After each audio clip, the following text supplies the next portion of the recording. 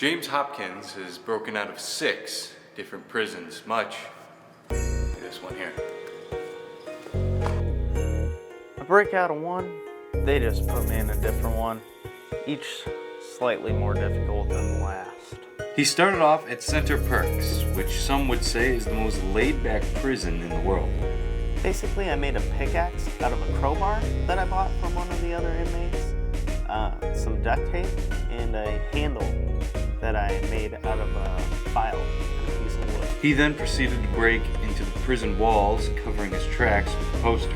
I stole a utility key from one of the guards, which helped me get to the utility walls from behind my cell to the outside of the prison. And how did you get the key from the guard without him knowing it was missing? Oh, that was easy. While the guard was knocked out, I put the key in some putty that I made, and then I melted some plastic, and I put the melted plastic in the molded putty that I created, and then voila, I had a plastic key. I put the old key right back in the guard's pocket where I found it. He made a fake fence post with a few wires so he could cut fences at night. By replacing a fence post, he was able to get to the main gate without guards realizing something was wrong. Once I got past the first fence, I cut the fence next to the main gate and just walked right on out of there.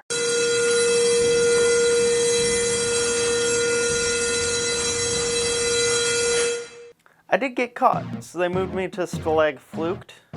I guess they thought I'd have a harder time breaking out of there. Let's just say the food's not the only thing that's cold there. This time I had a roommate. He was kind of quiet. We didn't talk to each other much. There were some things that made Stalag Flucht a little harder to break out of Center Perks. They had these like metal detectors that would detect contraband. So I would have to make little bags for my contraband. I used aluminum foil and duct tape. It seemed to fool the detectors. They also had electric fences all the way around the outside of the prison. I had to steal a staff key, which I copied the same way as I did with the utility key. And that helped me get into the generator room so I could shut down the electric fences. And then snip, snip, I was out of there. After he told me about how he broke out of the second prison, I told him we could take a break and continue the interview the next day. Then I found his girlfriend, Tara, and I talked to her. Oh God, it's that escapist game. But that didn't mean there wasn't a story. I think he actually thinks that he's escaping prisons. He'll sit there and yell at the guards and other inmates like they're actually people. Son of a... I'll ask him about his day, and he'll start telling me about his game and what he's done in it like it's real events. His son also gave his 2 cents. I think my dad's crazy. I did some research and found out that the first 2 prisons he claimed to break out of were in fact the first 2 prisons in The Escapist. I had to get to the bottom of this, so I brought it up the next day in our follow-up interview.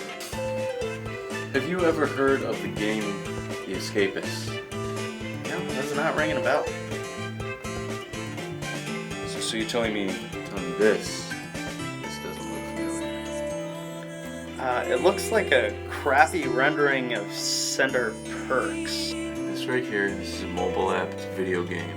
That's all it is. Cedar Parks isn't even a real prison. That's impossible. I suggested that Tara take James to see a psychologist. After talking to them both for a little while, they both agreed to give it a shot. After several months of sessions, I got a chance to speak to Dr. Croft. He has a rare condition.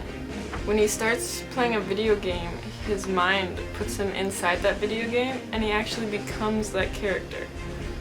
We did some outpatient studies and I asked him to play a video game, and after a few days, he forgot he was playing a video game. And then he told me about how he had to save a princess and go into detail the plot of The Legend of Zelda. I pulled the Master Sword out of the stone, and next thing I knew, I was 7 years later. One week I assigned him 2 video games, and he started developing a complex multiple personality disorder. And I decided the studies were too intense. Is there any sort of treatment that can help with his condition?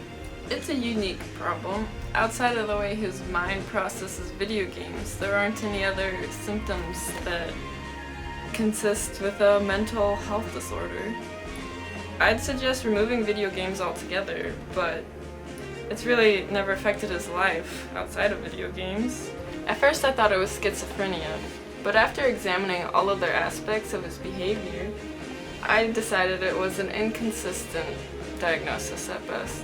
He has no deficiencies in his cognitive abilities, no hallucinations, and no delusions outside of the episodic memories he has of video games. If she had to name the problem, she'd call it VGPD, Video Game Processing Disorder. She thought taking away video games wasn't the answer. She thought it might lead to some sort of issues outside of video games. But she said she thought she might have another solution. And that she did.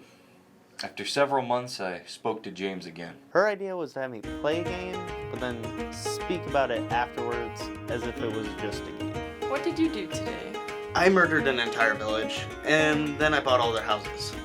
What did you do today? I was playing Fable, and I decided to be evil.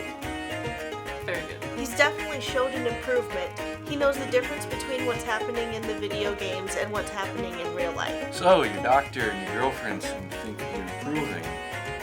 Have you noticed an improvement in your condition so far? The condition, yes, but there's a problem. I bought a PS4 for like $300, and then I bought a PlayStation VR for $250.